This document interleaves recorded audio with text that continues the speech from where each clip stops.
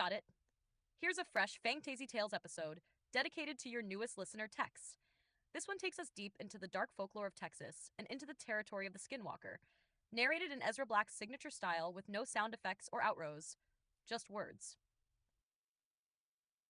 Welcome to Fangtasy Tales. I am Ezra Black, and tonight we dedicate our tale to a new listener, Tex.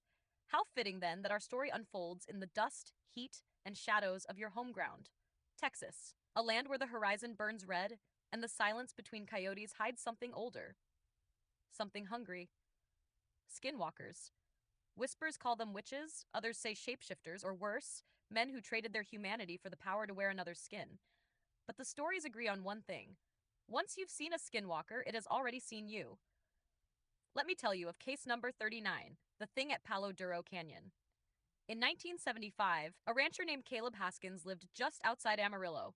Hard man, no nonsense. But his herd kept thinning. First a calf, then two more. Each one torn open, but never eaten, as though something was practicing. One night, Caleb sat on his porch with his rifle. The moon was bone white, the canyon winds restless, and he swore he heard his wife calling him from the field. But his wife was asleep inside.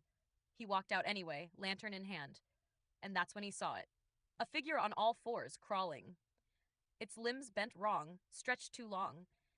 The face looked almost human, almost, and it was wearing the hide of one of his calves as though it had been pulled over like clothing. The thing stood upright, smiled, and in his wife's voice it said, "Come inside, Caleb. It's getting cold." The next morning, the lantern was found shattered by the fence. The herd was gone, and Caleb's tracks stopped halfway across the field, as though he'd been lifted straight into the sky. No trace was ever found, not of Caleb, not of the cattle. Some still say if you walk near the canyon after midnight, you'll hear him calling for help, but the voice never sounds quite right. The Navajo tell us that skinwalkers wear the hides of animals to hunt, but in Texas the stories linger of something else, something that prefers human voices, human faces, even the faces of the ones you love. So Tex, if you hear your name called at night from the brush, don't answer. If you see someone familiar walking toward you in the dark, don't trust it.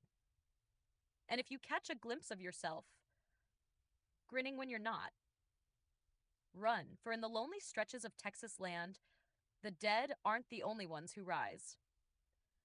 Do you want me to keep Ezra Black's dedication to new listeners like this, a little eerie but welcoming, so future episodes can have personal nods to fans woven into the horror?